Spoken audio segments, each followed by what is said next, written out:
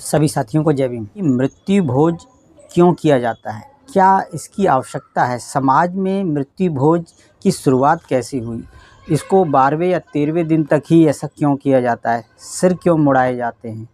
तो ये एक वास्तव में कुप्रथा है और आज तक चली आ रही है। कई समाजों में कई जो है महापुरुषों ने इसका विरोध किया और उसके बाद भी जो है एक कुप्रथा होने के बाद भी आज भी जो है कलंक की तरह आज भी ये इसको समाज जो है मानव समाज जिसे कहें हम वो ढो रहा है।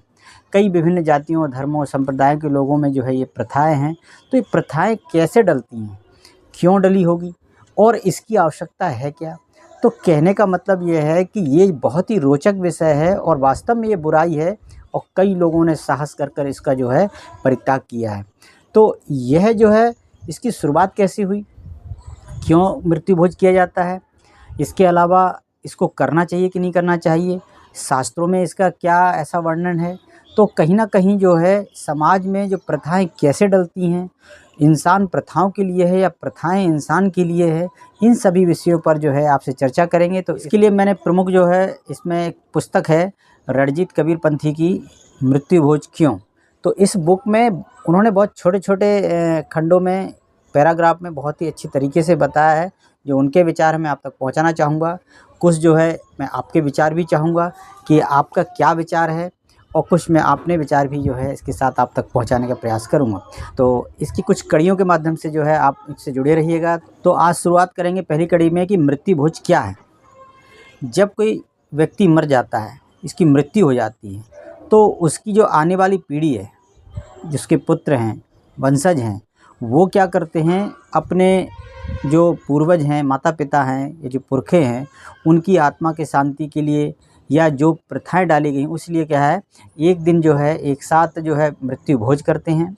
और उस दिन सभी रिश्तेदार आस पड़ोस के गांव जैसे शादियों में बुलाए जाते हैं, सभी जितने भी परिचित के लोग हैं उन सभी लोगों को आमंत्रित किया जाता है और वो सभी लोग जो है एक दिन और भोजन करते हैं और उस दिन जो है मालपुए बनाने का रिवाज है। अब धीरे धीरे क्या है कि और ज़्यादा इसमें कुछ चेंजेस आते जा रहे हैं। जैसे कुछ पैसे वाले लोग हैं या उन्होंने धीरे धीरे इसमें क्या किया और अच्छी मिठाइयाँ बनवाने लगे, कई प्रकार के पकवान बनाए जाने लगे।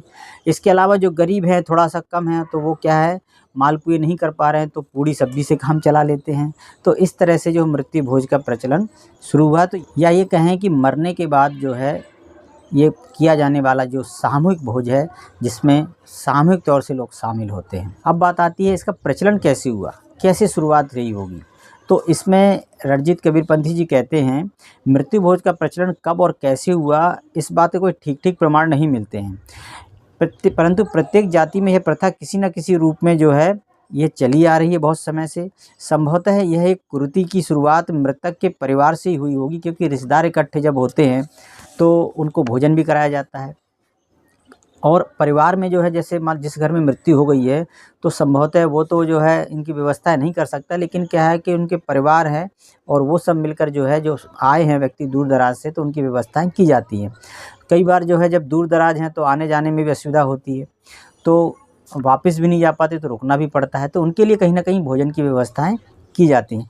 अब बात आती है ये आने जाने का सिलसिला जारी रहता है और एक साथ सब लोग नहीं आ सकते। तो आज कोई किसी ने सुना तो खबर पहुंची तो आज आया, कोई कल आया, कोई परसों आया, तो लगातार ये चीज़ें चलती रहती हैं। इसके अलावा जिसके घर में दुख है, जिसके घर के साथ ये घटना घटी है, तो वो सबको एक साथ खबर भी नहीं दे सकता। तो इसके लिए फिर ये भी व्यवस्था बना दी गई कि जो निकटतम रिश्तेदार हैं उनको बुलाकर जो है उनके लिए भोजन व्यवस्था की जाए और जो दूर दराज जो है एक साथ सभी लोगों को जो है हम एक दिन जो है व्यवस्था के लिए उनको बुला लें, ताकि हम कुछ दिन व्यवस्था भी कर लेंगे और साथ में जो है जो लोग हैं वो हमसे मतलब सत्तावना देने के लिए लोग आते भी जाएंगे। तो इस तरह से बहुत सोच विचार के बाद जो 12वां और 13वां दिन उन्होंने नियुक्त किया, तो वहीं से बीज डला इस कटीली झाड़ी का, और जहाँ से जो है आने वाली पीढ़ियाँ उलझती गईं। आज उनके पास पैसा नहीं है, धन नहीं है, अपने माता पिता की अपने पुरखों की जो है एक सही उचित इलाज नहीं ले सके और उनके अभाव में वो जल्दी उनकी मृत्यु भी हो गई, ऐसा भी कहें।